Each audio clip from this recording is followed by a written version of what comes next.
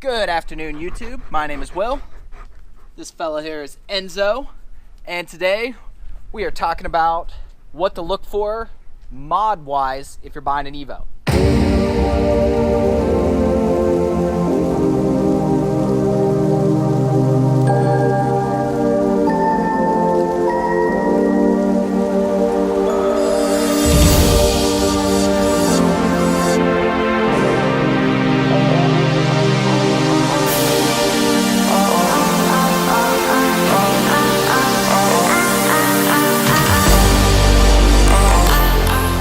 What I specifically mean is if you're trying to determine if the Evo's been modded.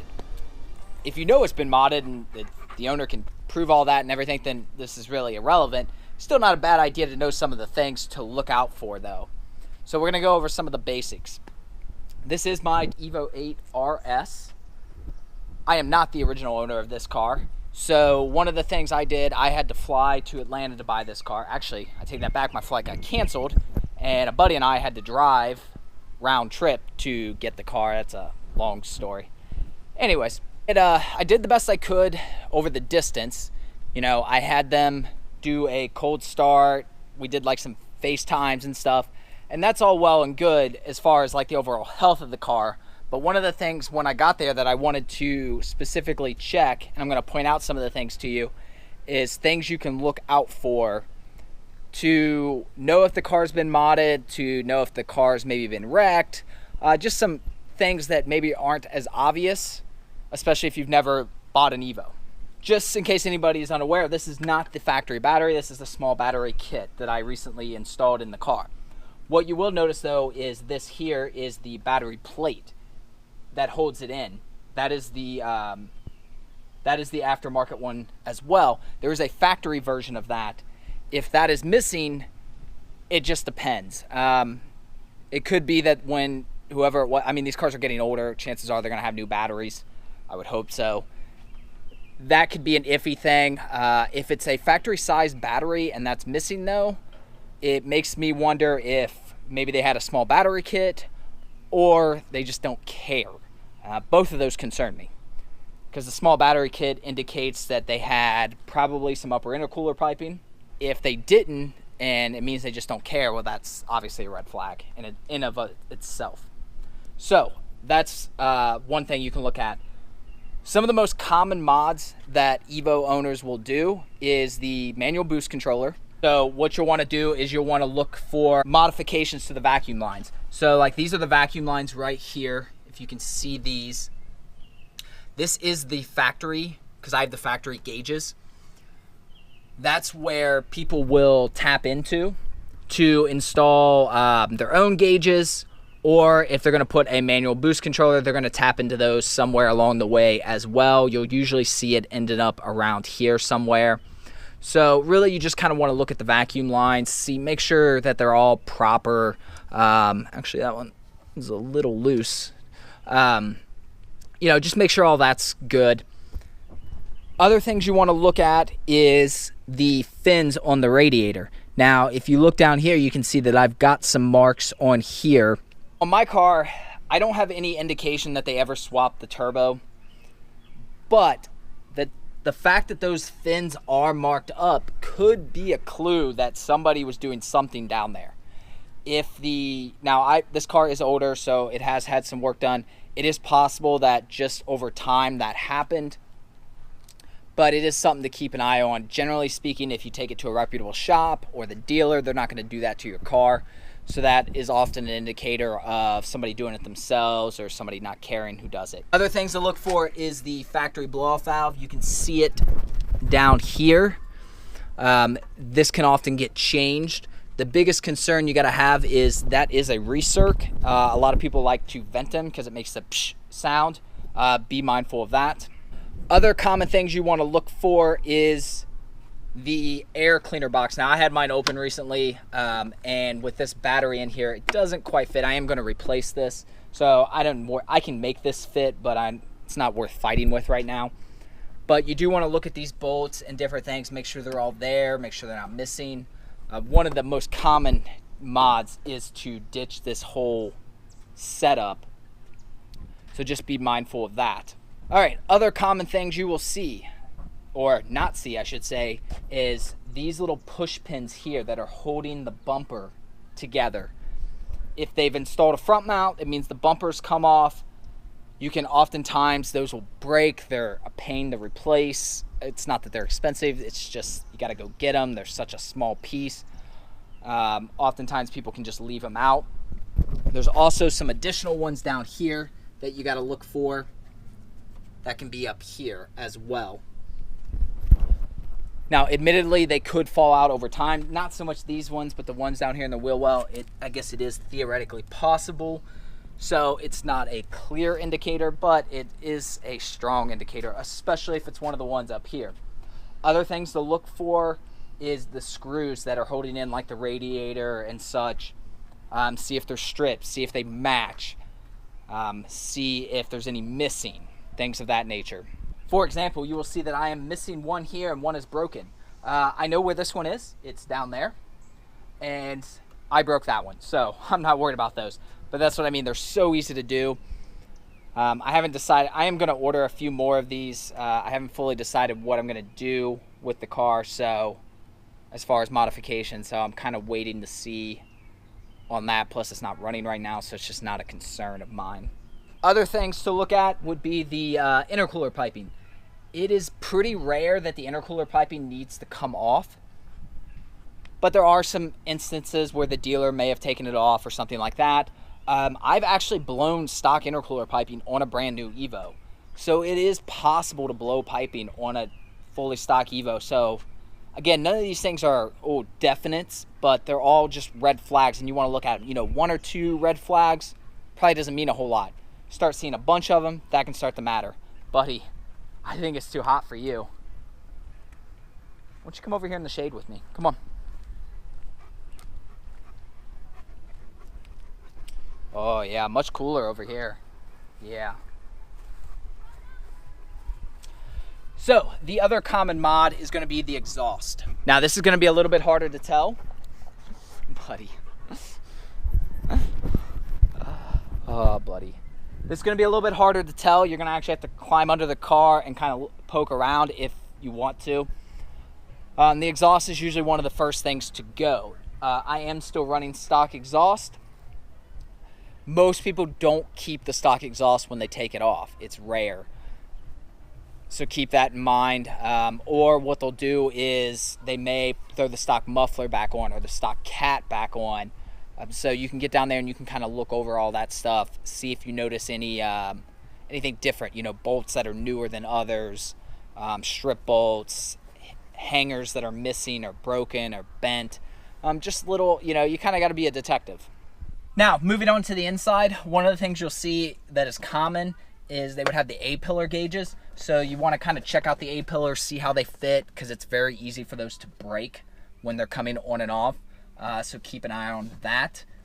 This is just my radar detector plug going up. And this one fits good and tight, but I'm mildly confident it's been off because there is a security system installed. But whoever did it, they either tucked it in right there, which is possible. I did a similar thing actually under the weather seal, so it is possible, or they just did a really good job putting it back on. That's the thing. I mean, if you take it off, if you take a lot of this stuff off once and put it back, it's usually fine. It's when they keep doing it or do it the second time, especially if maybe they're having issues with the car and they want to get rid of it and they want to get rid of it quickly, they're more likely to cut these corners. Now, one of the other things you could look for is miscellaneous vacuum lines or cable lines. This is going to be a little bit harder. If they had gauges like in the dash or something, obviously most people aren't going to have you be okay with you taking their dash apart, although it's really not that hard. One of the things you could easily do, however, is this panel right here. This panel just pops off. If you have like the little stereo install tools, it's even easier, but really you could do it with your fingers even if you really wanted to. I'm not going to do it right now, but it's super easy. If they had A-pillar gauges and they were quickly putting everything back, there may still be stuff just tucked in there, so that can be a quick tell as well. Now, this isn't really in regards to looking for evidence of mods. What this is looking for is if they had the JDM bumper like I have here. This is a very common modification on the Evo 8s and 9s. It's not a big deal, as long as it's an actual like OEM one. You don't want like some fiberglass piece of crap. So one of the things you can look for is, without the license plate on, make sure that the crash beam is in there. One of the things that's common for people to do is just remove it, because that's the main issue, is it doesn't fit. Now on mine, I actually had it modified to fit. They also make some aftermarket versions. Either way is fine. I just wouldn't go without the crash beam. And I would be concerned that anybody who's willing to go without the crash beam, you know, they may give you some reason, oh, weight reduction. That's crap. Yeah, I'm sure it does save some weight, but at what point do you draw that line between common sense safety and weight reduction? Mitsubishi thought ABS removal was okay, by the way. So, I don't know. You decide, I guess, on that one. One of the other things you may want to look as far as the JDM bumper is, this is the toe panel. It's actually off right now. I've got it.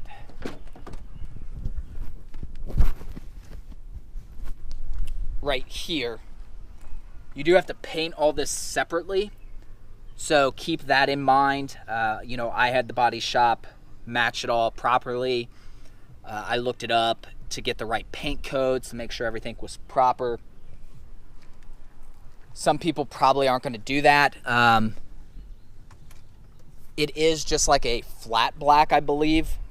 You know, this part doesn't come painted. It's supposed to be painted, but it doesn't come painted.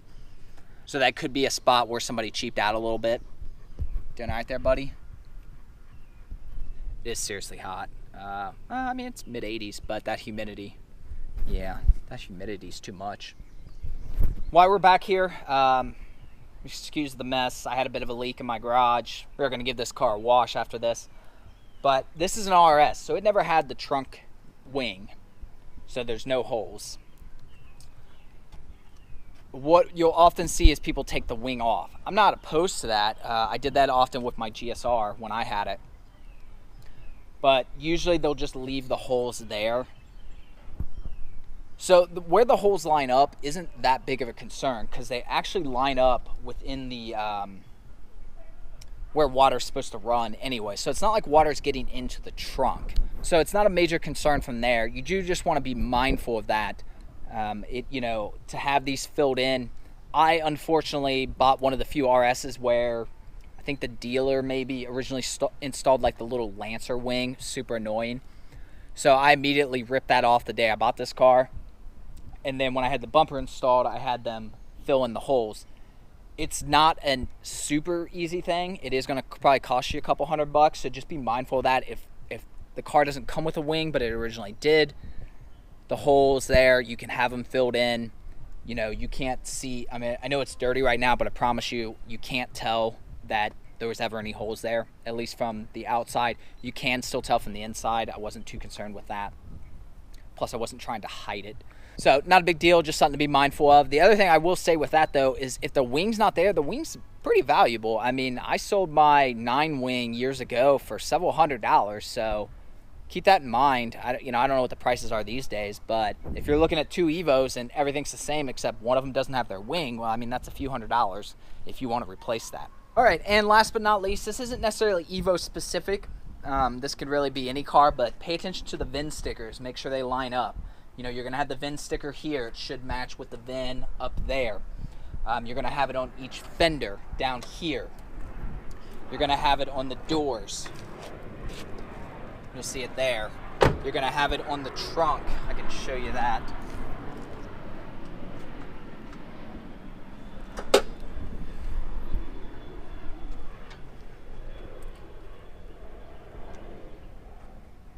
Oh, duh. It's not on my trunk. Or not on my, it is on the trunk, I should say. You can see it up there. But it's not on the bumper, obviously, because this isn't the original bumper. I do have the original bumper still, and it is on there. If anything's been replaced, chances are those are going to be gone. Now, obviously, if they've disclosed that to you and you're aware of that and it's reflected in the price in some way, that's fine. But it is something that really, anytime you go buy a used car, you should look for, because that's almost a guaranteed red flag that something has been in a wreck. You know, except for in the rare case of certain cars like the Evos where people tend to swap out the bumpers. Most of the time, people aren't just swapping out body panels for factory looking body panels, which is, if you don't know anything about the Evos, you really wouldn't know this was some, well, it's not aftermarket, it is OEM, but you wouldn't know that this wasn't the proper bumper. You know, I suppose if you're really, really smart on your traffic or NHSTA laws or whatever, you would know that the exhaust shouldn't stick out a little bit there. But other than that, you're really not going to know any of that. So if it's got some like flamboyant body kit on there, obviously that's going to tell you that that's not original. But yeah, that's going to do it for this short little video. It is hot out, but I did want to talk about this. I know Enzo had some concerns, right? He doesn't want people buying bad cars. But I think we're going to go ahead and end this video right now. I was going to wash the car. It's too hot to wash it outside. I've got some boxes in the garage, so I can't actually wash it in the garage right now. So we'll probably give it a couple more hours. The sun is, you can see we're in the shade right now, so it's almost got the driveway in the shade. We'll wash that. We'll get that cleaned up. Other than that, if you guys have any specific questions, you're looking to go buy an Evo or anything, definitely, you know, comment below, ask me anything. I'm happy to help in any way that I can. If you've got any questions about myself, the Evo, or Enzo, definitely ask those as well. Other than that, we will be at Cars and Coffee in Dayton. I will probably say this Saturday, because I think this video is going to go live after Saturday's Cars and Coffee. But regardless, so this Saturday is the 16th, so it'll be the Saturday after that. We're going to be up in Dayton. If you guys are anywhere near this area and you happen to be up there, definitely let us know or come say hi. Other than that, you guys have a great day. Happy hunting for Evos, and appreciate you guys. Like if that's your thing, subscribe if you haven't already, and we'll catch you on the next one, right, buddy? Enzo? Enzo, you got stick? Yeah. No light Bye-bye. in the distance. We were shadows holding on.